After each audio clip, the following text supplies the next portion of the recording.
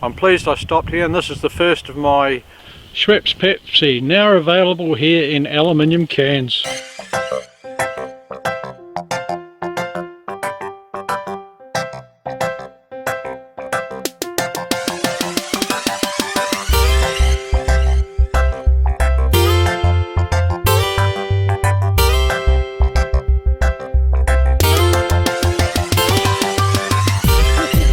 Hi and welcome to another adventure. It's a little bit cold this morning. It was 2 when I left York. I'm out at Corrigin, and it's sort of an extension, this one, of the Lost Railway line I did. I'll leave a link to that one in the description. But what I'm going to do is head from Corrigin out to Bruce Rock and follow the railway line out there. But on the way there's a pub called the Ardath Hotel, which advertises that on Wikicamps that you can stay there for free. Go in, have a meal, support the pub, a couple of beers, and so I haven't done one of those before, so that's what I'm up to this time. So it should be quite interesting, and who knows what's on the way. Thanks for watching. I really appreciate all your support. Don't forget to hit that like button, say g'day, leave a comment, and keep an eye on the community stuff. I've got lots more coming over the next year or so.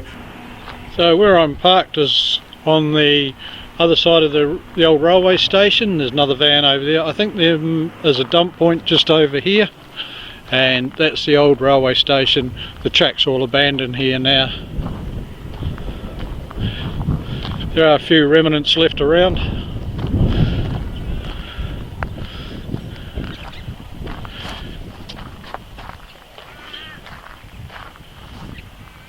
The old goods shed, loading dock, and the crane. And the old water tank's still up there. So I'll stop here and have a coffee and then get on the road. It's actually quite a nice peaceful little spot here.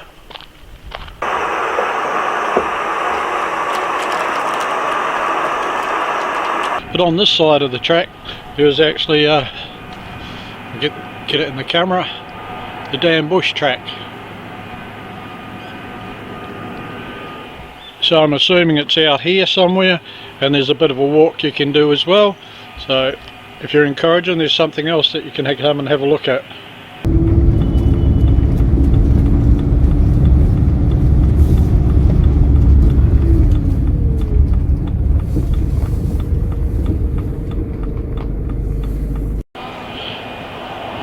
So it's an RV friendly town, friendly parking area, and there's a map here with few details on it. It's a 48-hour stop. Little playground for the kids here, dump point, there's his and hers toilets there. Just back down the road along here, just down there is a cheaper fuel stop as well. I think probably Dunnings or something like that. Somebody camped there. There's plenty of room. And that's where I was just over the other side a minute ago. The water tower, the old railway station is now the Red Cross shop, so if it's open when you're this way, don't forget to drop in and support them. And just across the way here is the Corrigin Hotel. So everything all in one spot. Hey, what more could you ask for? Free camping and a pub across the road. So now it's time to head up the road and start looking at some of this history and the pub.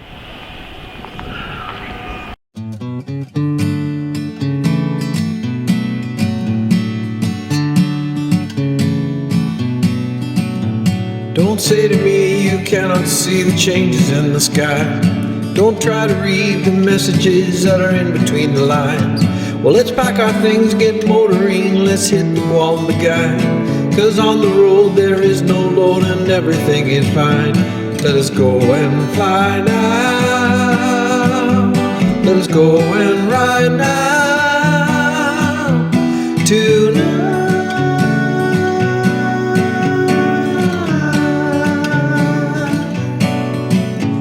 I've settled up upon my ride and hit the open road.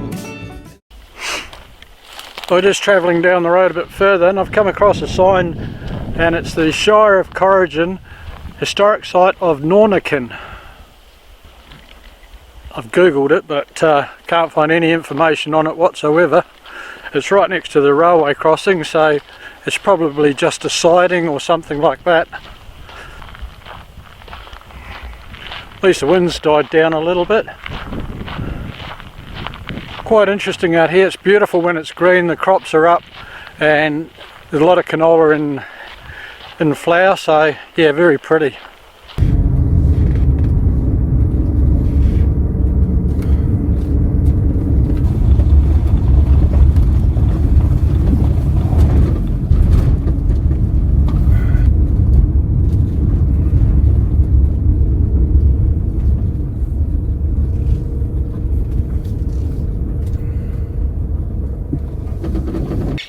Well, I've just pulled up to the town of, well, what used to be the town of Bilbarin, B-I-L-B-A-R-I-N. There's a volunteer bushfire brigade here. It's quite a new shed from Fisa, but the rest of the buildings are, well, what's left of the buildings. I'll read you a little bit of history that I found in Wikipedia, which is quite interesting. The town site is located along the railway line between Corrigin and Bruce Rock. The town was originally gazetted in 1914, was changed to Babakin in 1916, which is an Aboriginal name for local water source. During a violent storm in 1928, many farmhouses were destroyed and the local hall was blown over. The West Farmers' wheat sheds was unroofed and the railway station was also damaged. Steel telephone poles were broken off and many kilometres of telephone line were downed. Over 14 mils of rain fell in just a few minutes during the storm. This town hall doesn't look like it's 30s, but it could be with the old bricks. So we'll go for a walk around. It looks quite interesting. Not a lot left, but yeah, interesting place to stop and have a look at anyway.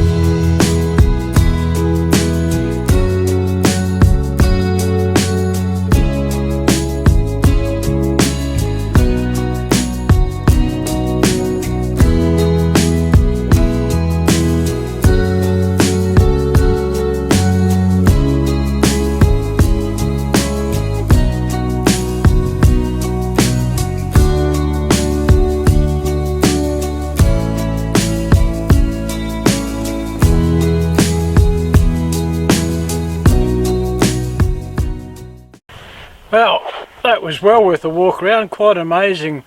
As I understand it, and you can tell by the place, after the place was abandoned and it was knocked down, most of it, they've had a fire go through here because a lot of the ruins you can see where they've been burnt out, things on the back of trailers, timber on the ground and things like that. So we'll carry on, but well worth a stop and very interesting. Yeah, definitely a nice little place to stop and have a camp if you're passing this way as well. Good stopover. Settled up upon my ride and hit the open road, and everything washes away all these troubles I have known. They stay right there, I pin them down and burn them in the fire. The spark that lights is in my heart is fueled by my desire. Let us go and fly now. Let us go and ride now. Tonight.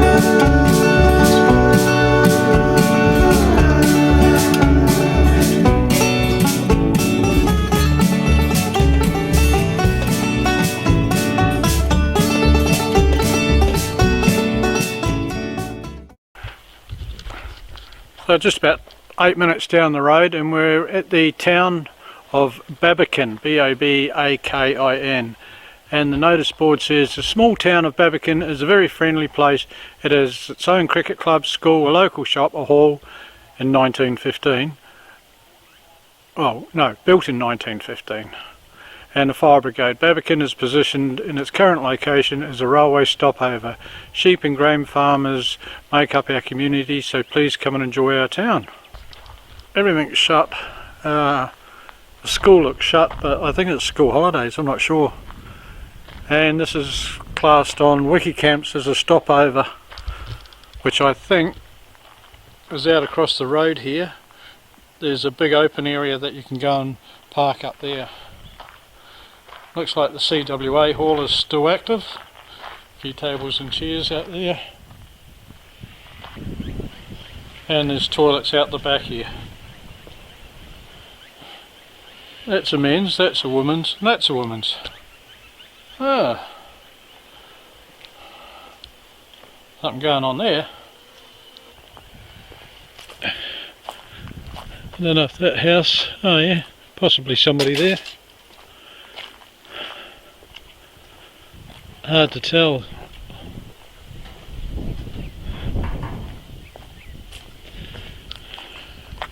And I'd say the shop is done and dusted. And I've done the concrete here, everyone's put their names in there. 1998, 98.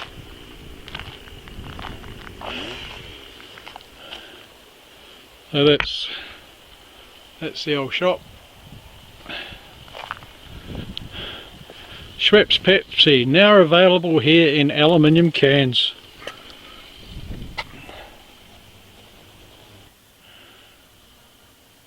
Happy unbirthday. It's a weird sign. Not walking on those floorboards.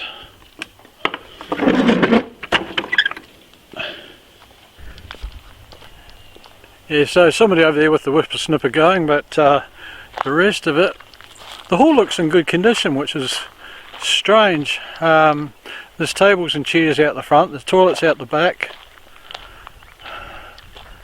Yeah, a little bit hard to understand. Might put the drone up, see what other buildings are around. And the pub's not too far up the road now.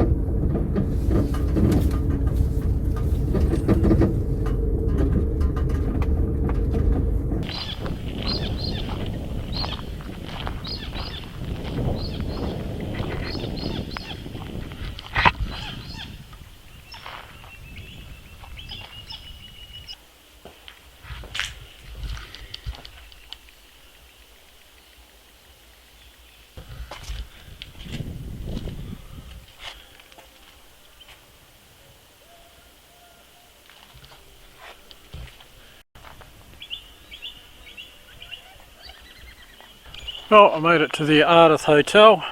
Doesn't open till 4, so I'll go and have a cup of coffee, have a bit of a lay down, and then come over a little bit later. Interesting old pub. It's got quite a bit of character to it. There's not a lot else around the place, so we'll see how it goes. It was established 1925. Silos across the road. And it looks like there's plenty of parking area. I don't know how busy to get. I'm quite surprised sometimes. I went out to the Ardath Hotel and did a video on that one time, and it was a tiny little place, but boy, when the evening come, it was chock-a-block, so you just never know. Morning all. Well, the sun's just coming up at 7 o'clock and I'm standing out in front of the hotel. As you can see, the sun's just striking it. Well, the meal last night was absolutely terrific. I had the seafood basket, 27 bucks, good price for a pub meal, but I had a heap of seafood in there, quite a variety. more prawns than I expected, and if you're into salad, it had a really good salad with the olives and everything else. So that was good value. The other meals I saw coming out all looked very good. It got really busy last night. I was first there about 4:30, and then they just started rocking in. Later on around 6 we had a football team, I think, and netball team turn up, so the staff were absolutely flat out. The Italian barmaid there, she was just run off her feet, but and very friendly. So I didn't get much of a chance to speak to the management, but I did drop my card off and let them know what I was doing camping across the road. It was quite good actually. There's plenty of room across the road, so don't think you're going to be stuck too close to the pub. There was it's quite a large area. You can get right back by the old railway line that's not in use. Got a nice outdoor area, dining room and everything else, so the fire was going. It was well worth it. I'm pleased I stopped here, and this is the first of my pubs that you can camp at for free. I'm going to do a bit of a series on it, I think, and we'll get around and see some more. So if you've got some ideas, please drop them in the comments and let me know some other pubs that we can do this at. So cheers very much, thanks for watching. I hope you enjoyed this one. It was quite interesting with the abandoned town, and if I find any more information I'll leave that in the description as well. Keep the shiny side up, and I'll catch you next time. Don't forget to hit the subscribe button, that side I think, or just leave a comment and give us a thumbs up. Stay safe out there.